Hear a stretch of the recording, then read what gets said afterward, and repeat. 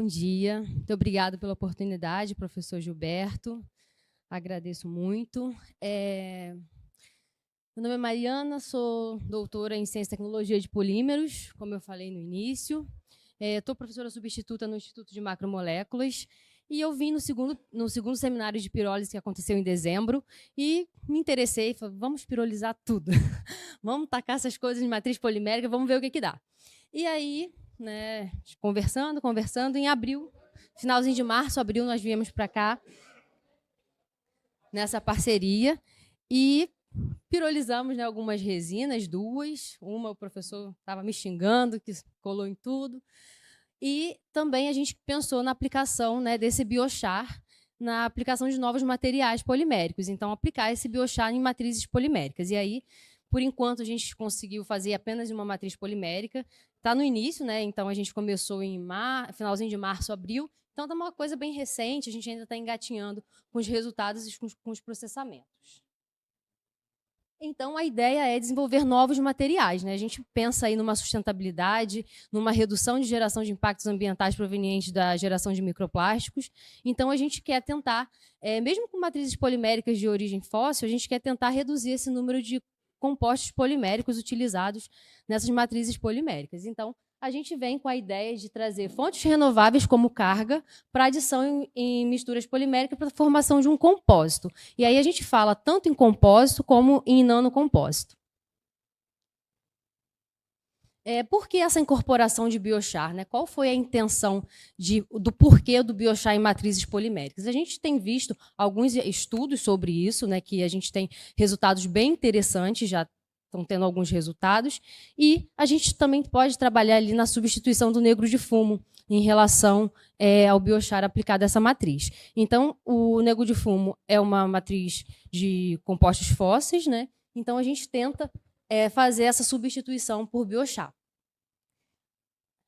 E aí a gente quer verificar se a gente tem aumento de propriedades mecânicas, aumento de propriedades de barreira e melhor estabilidade térmica com essa adição. E por que o biochar, né? O biochar ele envolve esses 4 tópicos, que são tópicos bem interessantes em relação ao baixo custo, né? A gente está fazendo pirólise de uma biomassa vegetal, então a gente tem a redução de custos vinculado ao processo, elevada disponibilidade em resíduos agroindustriais, redução de impactos ambientais, principalmente na substituição de materiais provenientes de fontes fósseis, e agregação de valor a esses resíduos que seriam descartados de alguma maneira. Então, o porquê que essa aplicação de biochar é importante nessa matriz polimérica? Primeiro, para promover a sustentabilidade, reduzir a dependência de materiais fósseis e tentar reduzir a carga polimérica adicionada a um artefato, gerar benefícios ambientais e econômicos, contribuir para a energia circular e baixa pegada de carbono. O biochar ele é um material versátil, com uma alta área superficial, grande porosidade, então ele consegue interagir bem com essa matriz polimérica. E de resultado final, a gente está aí na colaboração de novos materiais de vínculo mais sustentável em relação aos materiais já existentes e gerando ali uma sustentabilidade nos materiais que vêm sendo utilizados. Então, de forma geral, né, essa incorporação de biochar ela vai estar reduzindo o consumo de polímeros de origem fóssil, o aproveitamento de resíduos ligancelulósicos, que seriam resíduos que seriam descartados de qualquer forma, aumento de propriedades mecânicas, térmicas e de barreira. Tem estudos que falam muito bem sobre a redução da inflamabilidade e o aumento da intensidade de resistência à radiação UV. Então, tem estudos que contam com 50% de aumento dessa radiação UV e 20% no aumento de propriedades mecânicas. E o desenvolvimento de materiais ambientalmente mais sustentáveis, né? Que essa é o nosso foco, né, nessa redução de materiais de matrizes fósseis, né, embora a gente tenha aplicado no PP, a gente está na ideia de aplicar em outros materiais biodegradáveis, mas está nessa pegada de ser um pouco mais sustentável em relação às outras matrizes. Falando um pouquinho do polímero, né, a gente utilizou o polipropileno isotático, é um composto... Ele é um polímero muito utilizado mundialmente e é um dos mais utilizados, né, para os diversos artefatos. Ele é um polímero semicristalino Isotático, ele tem uma boa aplicabilidade, uma boa processabilidade, com temperaturas boas de trabalhar. A gente tem aqui a densidade, temperatura de fusão entre 160 e 170. Então, a gente consegue trabalhar bem nessa temperatura, não entope máquina, não tem grandes problemas de processabilidade. A temperatura de degradação dele é maior do que 300 graus, tem um modo elástico considerável e uma excelente resistência química. Então, a ideia inicial é ver como esse biochar se comporta nessa matriz, que já é uma matriz que a gente tem alguns parâmetros de processabilidade e de aplicação, e depois partir para matrizes biodegradáveis. É um pouquinho mais difícil trabalhar com materiais biodegradáveis, como PLA, né? Então, o PCL também. A gente tem um pouquinho de dificuldade em relação à temperatura e degradação.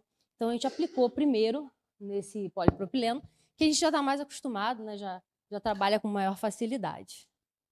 E, além do polipropileno, tem um baixo custo, né? Quando comparado a polímeros biodegradáveis, que tem um custo um pouco mais elevado.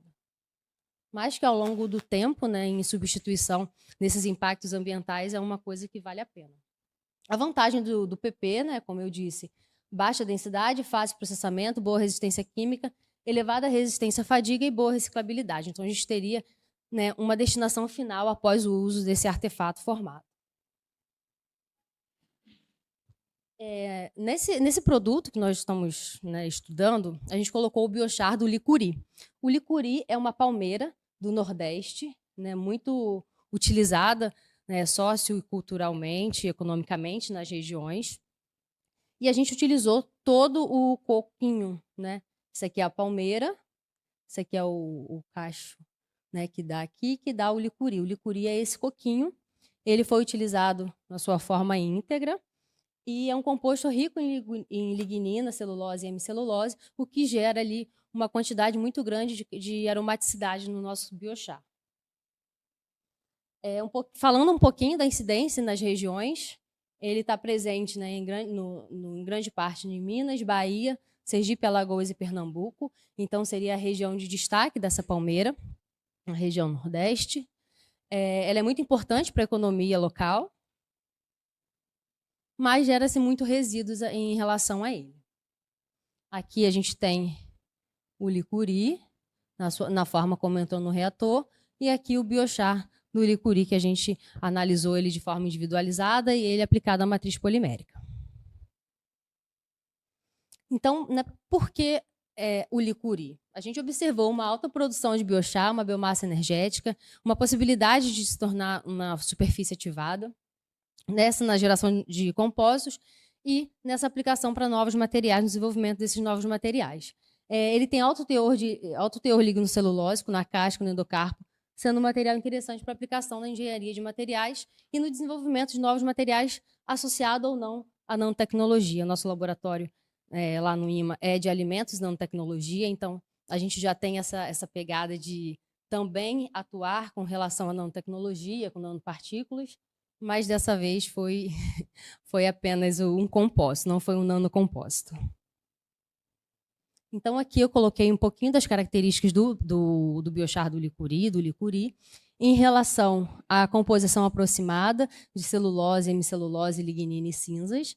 Né? Vai variar de 25% a 40% de celulose, de 15% a 30% de hemicelulose e de 25% a 45% de lignina.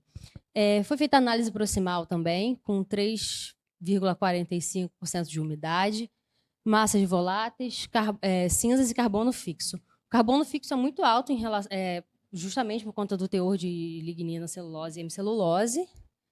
Foi o que deu também uma atuação bem interessante dele na matriz polimérica. A gente fez análise de MEV de EDS, do biochar, né, do carvão, do licuri, e a gente conseguiu observar poros. Nessa imagem aqui está em 2,44, ficou amarelinho, ficou meio ruim de ver, mas 2,44 micrômetros e 194.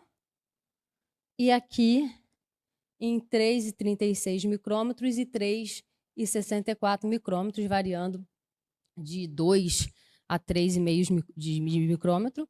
A gente consegue observar uma superfície com cavidades alargadas, com poros um pouco irregulares, mas a gente consegue observar paredes mais finas, umas camadas mais finas, o que sugere também uma superfície com alta rugosidade. E essa rugosidade ela vai ser muito importante nessa aplicação em matrizes poliméricas, porque essa rugosidade ela vai criar mais sítio-ativos e vai ter uma interação de fase. Então, a gente consegue interagir esse biochar de uma forma bem interessante nas matrizes poliméricas. Então, o MEV ele veio, né, com esse achado dessa matriz polimérica com essa rugosidade que vai dar uma boa interação de fase, né? Então, esse carvão ele pode ser utilizado também na dissorção, em suporte catalítico e na formação de novos materiais poliméricos. Essa aqui é a área de captura do EDS, a gente fez também o EDS do material, foi analisado essa área selecionada, e esses pontinhos, né, a gente está verificando ali é uma microanálise quantificativa química, que a gente consegue observar a presença de alguns elementos. Então, nessa área que foi analisada, 84% dela é carbono, 15% oxigênio, e a gente tem uma variação das outras frações de potássio, silício, alumínio, e aí ela está mais relacionada com a condição do solo do que com o próprio material. Então, dependendo da região da onde esse licuri, né, foi coletado, a gente tem essa variação aqui dessa fração menor em relação às condições de solo, tratamento, de como ele foi, né, nessa adsorção de composição de solo. Então, como que a gente fez esse compósito, né? Qual foi o processamento, a metodologia utilizada? O licuri ele passou por uma seleção, por uma secagem, foi feita a pirólise, não foi nesse reator, né, nesse CG, foi um de batelada do professor Gilberto, foi numa temperatura de 400 a 450 graus por 2 horas. O biochar ele foi recolhido assim, né, em tamanhos maiores, foi feita a moagem para aplicação nessa blenda de polímero com biochar, e a gente utilizou 4 diferentes formulações. A gente fez o branco, que foi o PP puro, ele ainda assim foi extrusado, foi processado para manter as mesmas condições térmicas e o mesmo processo de cisalhamento dentro da máquina.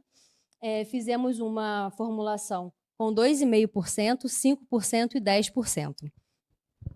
Todos eles foram processados da mesma forma, no mesmo tempo de residência, e a gente tem uma extrusora de bancada, uma extrusora pequena, então a gente faz um processamento por 2 vezes para melhorar essa homogeneidade do sistema.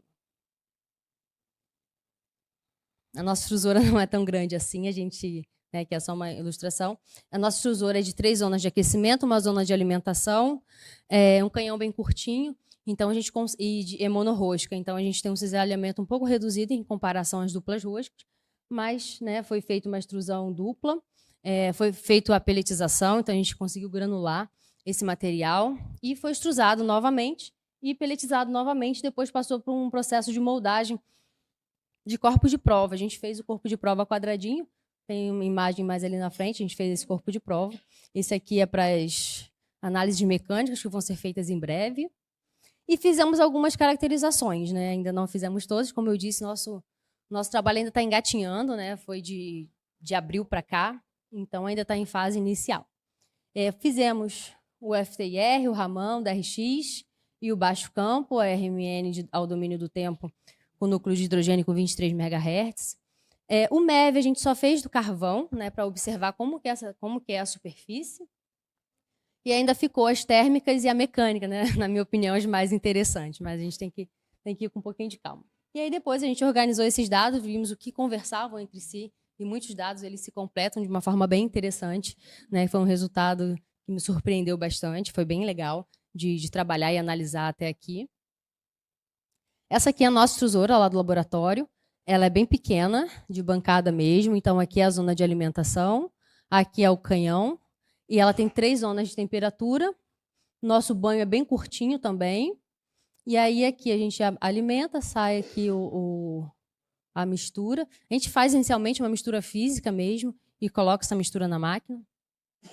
E aqui é a nossa peletizadora, bem aqui no cantinho, não peguei muito a foto dela. E aqui é a peletizadora que vai, né, formando os pellets desse polímero. E a gente realimenta essa extrusora com o material que já foi extrusado, pelletizado, a gente alimenta novamente, para que a gente tenha uma mistura mais homogênea, visto que a gente tem só essa extrusora curta e de uma rosca só. Quando a gente tem uma dupla rosca, a gente tem uma mistura mais homogênea e um cisalhamento mais eficiente.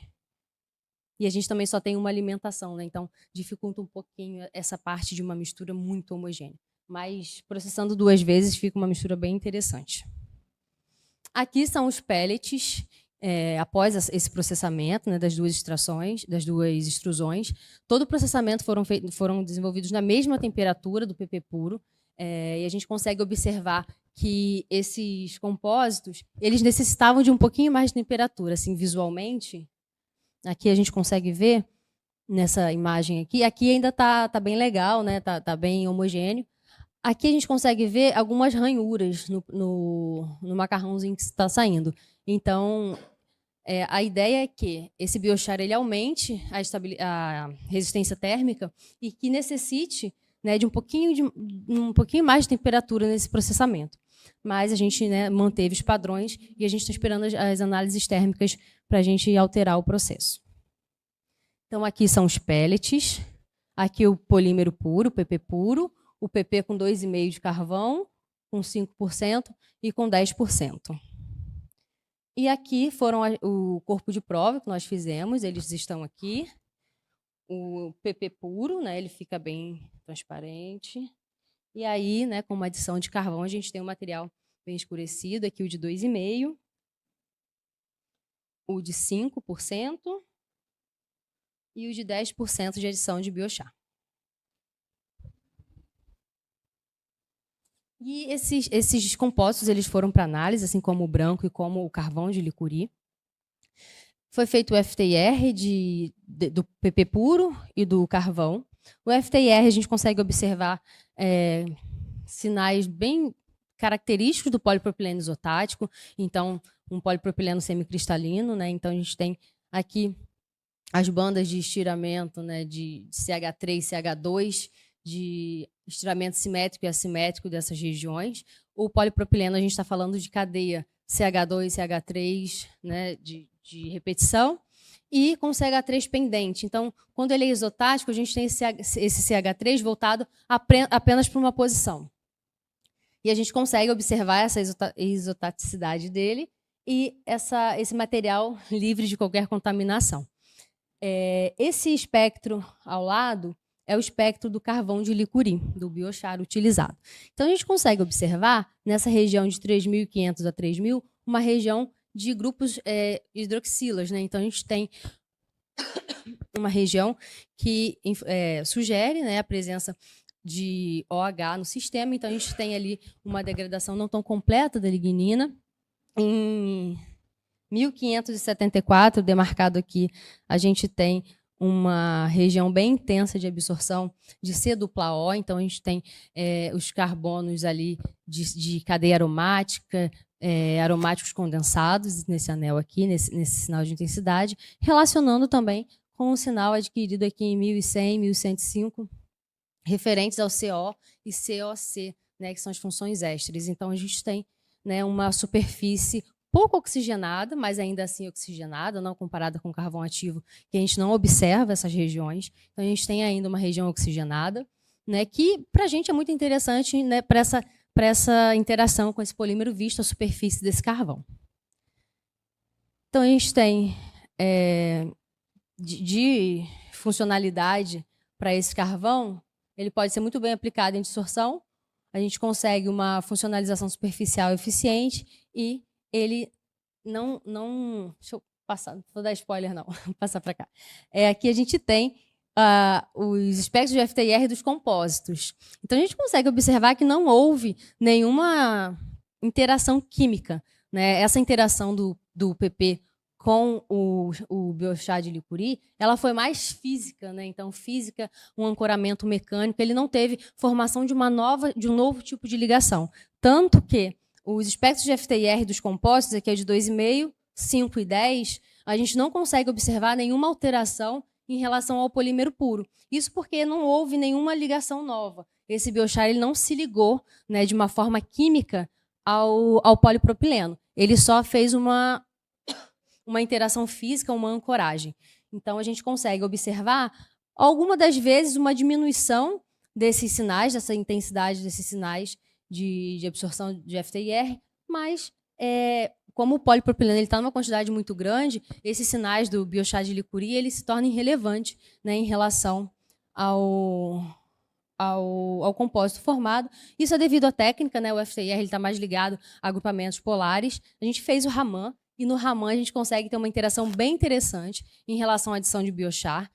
O FTIR está referente ali às ligações polares, e o Raman ele vai estar mais ligado ali à presença de carbonos grafíticos. Então, com um pouquinho de biochar adicionado, a gente já consegue ver esse efeito bem claro no Raman do compósito. Esse aqui é o Raman do PP em vermelho, e aí a gente só tem mesmo, né, em discutir essa presença semicristalina, essa presença de isotaticidade, nenhum componente que a gente considere como uma contaminação. E o do Licuri, a gente consegue observar esses sinais intensos em 1578 e 1356 relacionados à banda D e G de carvões, né? Então, esse espectro está muito semelhante ao que a gente encontra na literatura em relação à análise de biochar. A gente consegue observar que a banda D está muito relacionada com os carbonos amorfos e com defeitos estruturais, e a banda G está relacionada já com aromaticidade, aumento da aromaticidade, condensação do carbono aromático de sp2. E a gente consegue ver esses espectros sendo alterados de acordo com a adição de biochar no sistema. Esse aqui é o PP puro, eu coloquei aqui para a gente observar como essa interação acontece, como essa alteração é vista.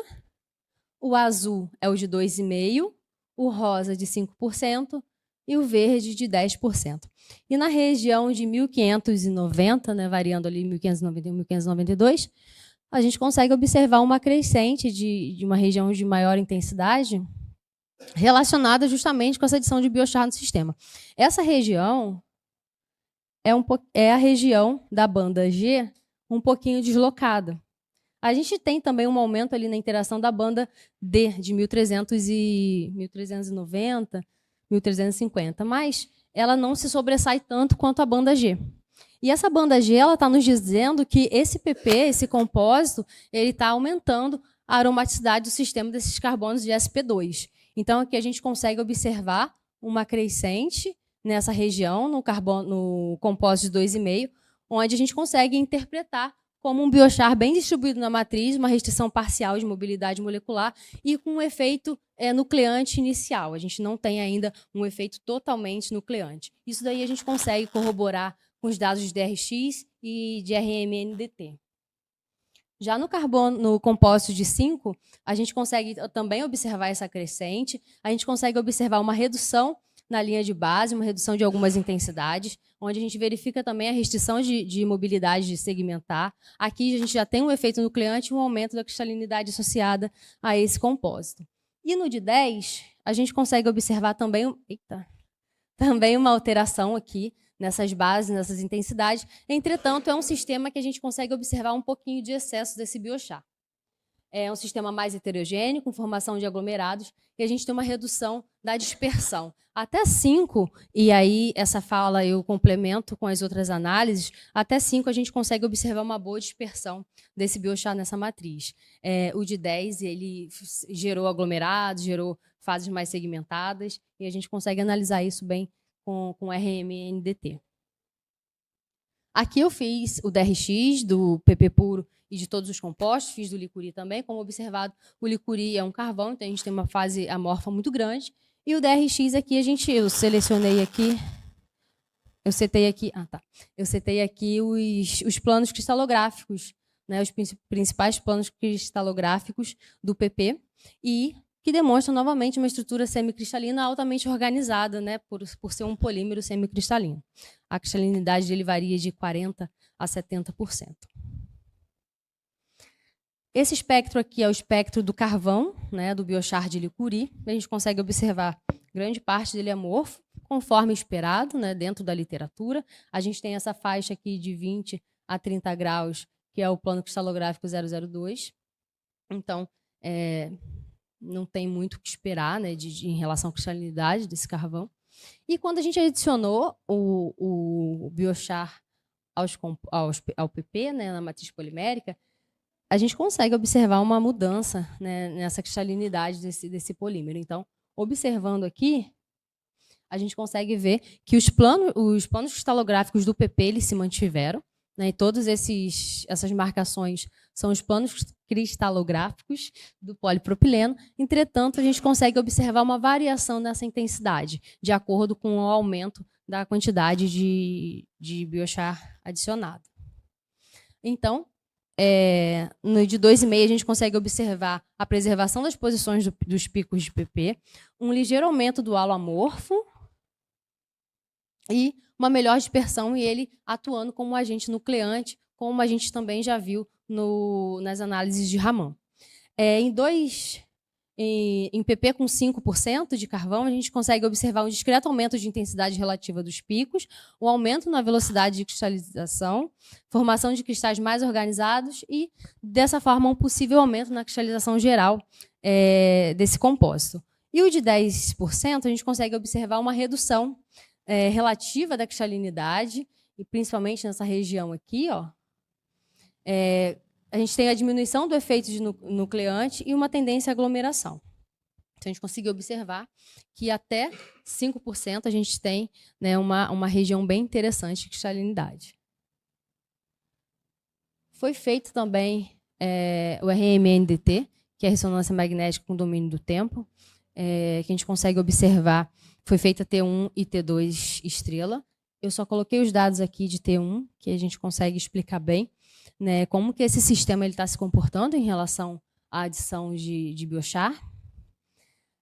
Aqui a gente tem o PP puro, e aqui a gente tem, né, numericamente, o tempo de relaxação longitudinal spin-rede, que é o que a gente está observando nessa análise. Então, o PP ele tem um tempo de 377 milissegundos. Esse tempo foi aumentado com a adição de 2,5% de biochar, mostrando que a gente tem, quando aumenta o tempo de T1, a gente tem a redução da mobilidade molecular.